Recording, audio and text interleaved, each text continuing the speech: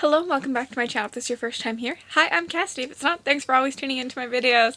Today we have like the most exciting video on BookTube, which is the best of the year. So my favorite books, the best books I read this year, all that good stuff. I love these videos. I binge everyone's best and worst to know which books I want to read next year. And yeah, I hope that you enjoy some of the books I've read this year and loved, and I hope I can convince you to read some of them. I really just wanted to run through all of my 5-star reads really quickly and a couple of 4-star honorary mentions before getting into the tops of the year, which I will leave out of this part. So you can fast forward to here if you would like to skip these, but I didn't give out that many 5 stars as a 5-star for me means a favorite. Lots of 4 stars are amazing books and I loved them so much, so I want to throw some 4 stars in here as well, because yeah, a 5-star is hard to get from me, I feel like. So first off, we have The Missing of Claire de Lune by Scribd Link. I'm not going to describe anything, but I did want to say this made my 6th spot. If there was a 6th spot I was giving you, this would have been it. I loved this book. Assassin's Apprentice and Royal Assassin by Robin Hobb, which got 5 stars.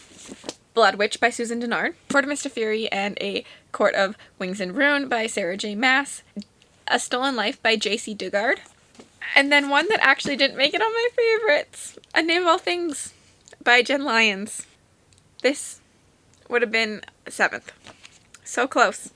And then some honorary 4 stars. We have The Bone Charred Daughter by Andrea Stewart, Docile by K.M. Sparsa, The Black Coast by Mike Brooks, A Winter's Promise by Scribd Link, Traitor's Blade and Night's Shadow by Sebastian de Castell, Legacy of Ash by Matthew Ward. These weren't all my 4 stars, but these were just like my favorite 4 stars. So the last one is A Clown in the Cornfield by Adam Cesar. Now that we've gotten just like the honorary mentions, which honestly, I can't believe that this isn't on this list.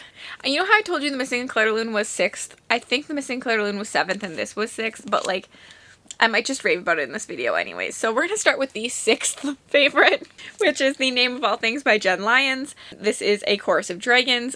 Book 1 got a very, very, very high 4-star from me, so it actually probably should have been in the honorary mentions, but I remember because I put this in the 5 stars, I didn't. But I did put Winter's Promise in the 4 stars, so I don't know what my brain was thinking, but The Ruin of All Kings and The Name of All Things are incredible.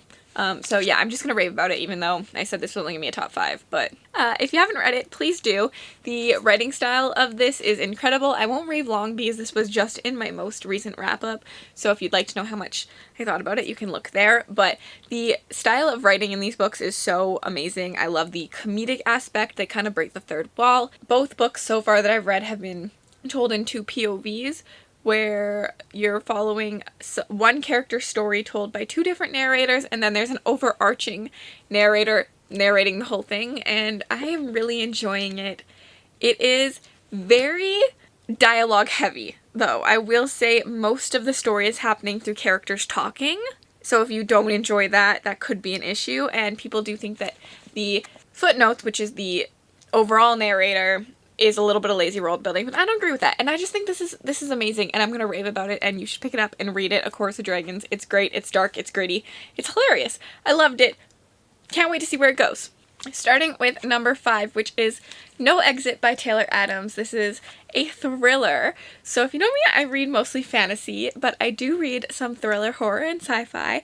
I am shocked a thriller made it onto this list. I only give thrillers 3 stars, maybe 4 stars. So the fact that this got a 5-star from me is incredible, and this was also in my recent wrap-up, so you can go check that out if you want more detailed description. Essentially, you're following Darby, who is crossing states in her car to go rush to the hospital because her mom has cancer and might not make it through surgery, and she gets stuck in a snowstorm and has to like pull over in a visitor center with 4 other strangers, and when she's outside trying to get cell service, spoiler alert, there's none, she peers into a van and sees a girl trapped in a dog cage, and the book is just her trying to figure out who done it, and then when she figures out who done it, which is really early on, she's trying to figure out how the hell she's gonna survive the night. This is twist after twist after twist, and I really just enjoyed the ride here, and the atmosphere was incredible. Also, the audiobook is incredible. Same with For the Name of All Things. There is a I think every single one of these books I read through audiobook format, which is interesting. Or like audio and read along sometimes, but there was audio involved. I don't want to rave about this too much, just that you should read it. It is, if you like thrillers, it's very intense, it's very atmospheric, it's a beautiful winter read because like they're stuck because of a snowstorm and she has to survive till like 7 a.m. when the snowplows get there, and it's just, I just loved it. The fourth favorite is Video Night by Adam Cesar. Who knew? Every single other one of these books on my list has been fantasy, but this is a horror, and I loved it. This is your creature feature horror book. It is a body snatching ride. From the very first page, we have aliens that have body snatched a human girl, and then you have a horny dude that's horny for the girl next door who's like the hot popular girl, and you have the hot popular girl who is somehow decided to come to video night that night, and you just have people being body snatched everywhere, and it is just so much fun. The comedy in this is great. I also really enjoyed Clown in a Cornfield by the same author. He reminds me of Grady Hendrix's style of writing because it's like that campy 80s humor, but I think Adam Cesar does it better. Sorry, not sorry?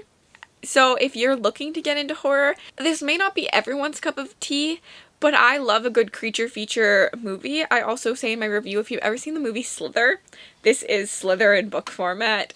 Incredible. I will warn people, there is some language that isn't the most delicate and isn't the most proper or socially acceptable, but I kind of expect that in something like this, and it didn't bother me as I know it was done for atmospheric purposes, if that makes sense. So I just like to warn people that it's there, but this is incredible and I would highly recommend this horror book. Number 3 on my list was another book that completely shocked me that it's on this list. Amari and the Night Brothers by B.B. Alston. This is a middle grade. I never thought I would love a middle grade book this much. I loved the conversation in this book more than anything else. Also listened to this in audiobook format. And I listened to Video Night in audiobook format, if I didn't say that. That was amazing. Amari and the Night Brothers follows Amari, whose brother disappeared, and everyone tells her that her brother is dead, but she refuses to give up. When one day she receives a mysterious package that is from her brother, which tells her, that gives her the key to go to the academy. And when she goes to this academy, she realizes it's for special agents. I forget what they're called right now. And she tries to become a special agent in order to figure out what the heck happened with her brother. And it's just like a magical, fun ride. It really talks about lots of society problems. It talks about, in metaphors too, that kids can understand, and it really breaks them down into a very digestible and easy to access language. So this is on my list of books that I think everybody should read, and I love it, and you should pick it up, and it's incredible, and everyone should read this. So just read it. I can't wait for the sequel.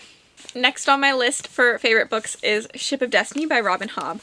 I am using this book to really represent the live ship traders. This is the only one I gave 5 stars, but I adored the live ship traders. I didn't want my entire best of the year video to just be Hobb, so you could probably use this as a placeholder for the entire realm of the Elderlings because they deserve to be on this list and I have loved reading them. But I felt like that was like so unfair to the readers. So I'm putting Ship of Destiny because it was my only 5-star in live ship traders, but live ship traders is one of my favorite series ever. I adored this series.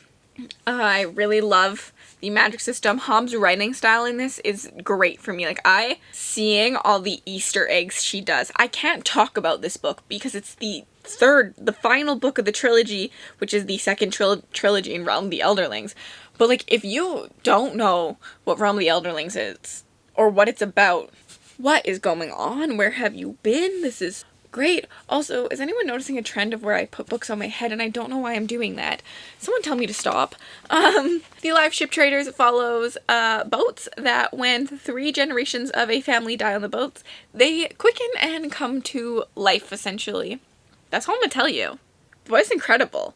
And you should read. And I know the Realm of the Elderlings is like this huge, massive thing, but like, it's worth it. And they're broken down into like little trilogies, so you can just read a trilogy at a time and you feel accomplished. I count every trilogy as a separate series. I mark it down. When I finish Ship of Destiny, I checked the like, I just finished a series box, and it makes me feel so good about myself. Even though I have like 7 more books to go after this one, but like, it's fine. I can't describe to you, Hobbs' writing is incredible. I think I'm harsher on Hobbs' books. All of Hobbs' books probably deserve a 5-star, but you know when you just, you gotta be a little harsher sometimes on excellent writing. So her plot is incredible. The way she weaves everything together is incredible. The little Easter eggs she gives you is incredible. And the further along in the series you get, the more they all make sense and the more you spot them, which is so cool. I think a reread of this series would be really, really, really cool. And I'm someone who doesn't reread books. Let's move on. This is great. Read Realm of the Elderlings. Read Robin Hobb. I can't wait to read more of her. Yeah. And my first favorite book of the year is the David Bad trilogy. I couldn't break it down, so I'm putting all of them on there. The one that got the highest rating from me was Kingdom of Copper. I gave it like 10s across the boards. Like this is a full 5-star, like nothing. This is so good. But I loved the entire trilogy. The entire trilogy is incredible. Everybody should read it. City of Brass is currently at my friend's house for her to read. I lent it to her. And when she's done, I can't wait to get her these because then we can talk all about it. Our first POV follows Nari, who is just a regular girl until she accidentally uses some magical power she somehow has and calls a djinn to her. Once this djinn comes to her, she learns that she is the last relative to the old rulers of a city called Daevabad, where djinn live. But Daevabad is the only safe place for her to go because now there are bad things hunting her down. And then our second POV is Ali, who is the second son to the current king of Daevabad. And in Ali's perspective, you're getting a lot more politics, where in Nari's perspective, you're getting a lot more world. Like, Nari's learning the world as you are learning the world, where Ali's already sucked into the world. So Ali, you're getting a little bit more complex politics going on. And Ali's kind of just like the dark son.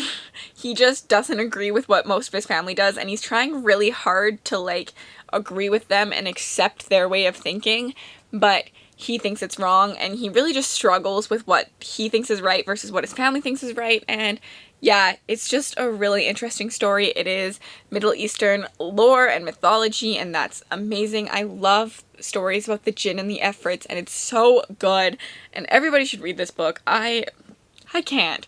I loved this. This was just like the most beautiful world building, the most beautiful plot. This is everything. And the most beautiful characters. Like, this is a character-driven reader's love. It is a plot-driven reader's love. It's a world-building reader's love. It's just everything all wrapped into one, and everybody should read it, and I'm so happy I read it this year. Although kind of sad, because now I don't get to experience it again for like the first time, which is sad.